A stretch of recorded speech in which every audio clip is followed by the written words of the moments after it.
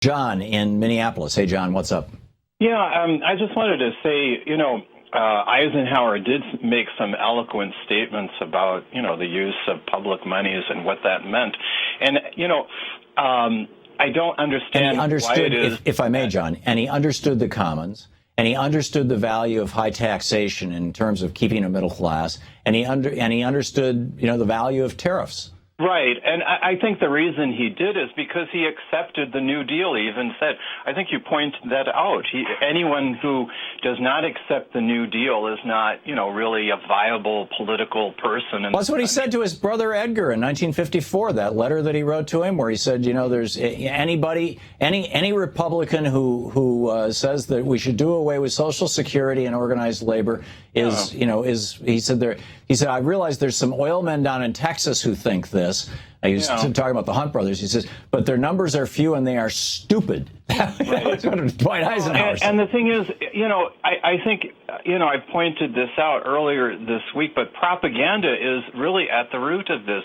Yes. I mean, we don't get a free flow of information where this is discussed. You discuss it, Amy Goodman discusses it, and, if I can say this, the people on the left do discuss the meaning of, spending, say, for instance, $1 trillion. We're going to spend in the next 30 years $1 trillion on smart atomic bombs, which means that it'll increase the possibility of their use. Right. Where we spent, literally billions of dollars trying to decrease and disarm. And right now, or recently, Barack Obama, it was in Hiroshima and meeting with the prime minister and meeting with people who survived, this. There is no survival from atomic weaponry. So this is the madness of modern civilization, and how we can untangle all of it, I really don't know. I'm not despairing as much as I just don't understand how come I can come to a conclusion, but other people don't seem to be able to realize that, all this fear and all this, hatred is just, making certain people rich, robbing their own children of a future, destroying the planet, and it doesn't serve any purpose. I mean, can you imagine how much, if we put $1 trillion in cancer research, what that might yield? Or if we put $1 trillion in children's education, and we used to do that kind of thing. Yeah. We used to say, I'm going to give, children the best education possible. That's why in many states it was nearly free. Yeah, it would cost about $65 billion to send every student in America who wanted to go to college for free, all the way through medical school. That's how it should be framed. The conversation should be framed as you can do this or you cannot do this. Right. Because you can't take the budget, give rich people even more money, and then, try to do things for health care and education.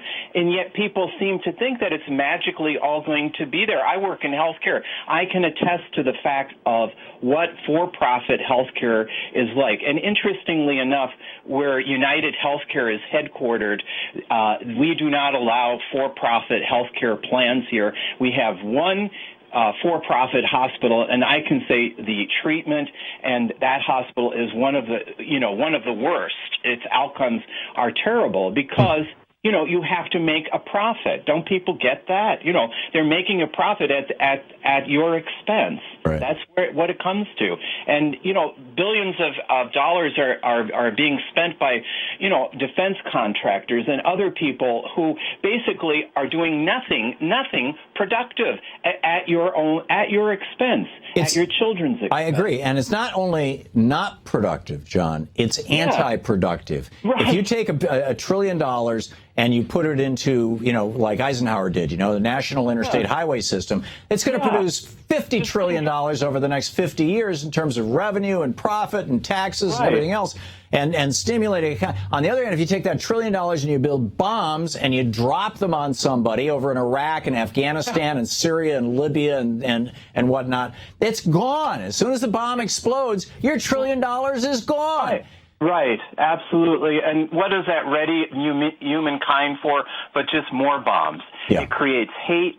It creates despair. It creates poverty, and this is just madness. It's a madness that has taken hold of us for over 100 years, and we need to discuss it like almost every day pray about it. I don't know what we need to do, but we need to change it.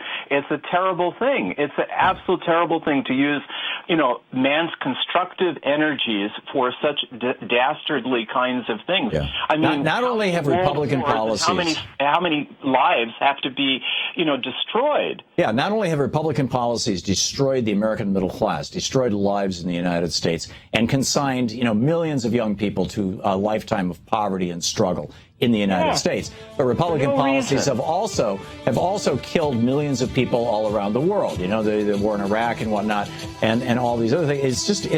It is like, at what point do we say enough already? This is crazy.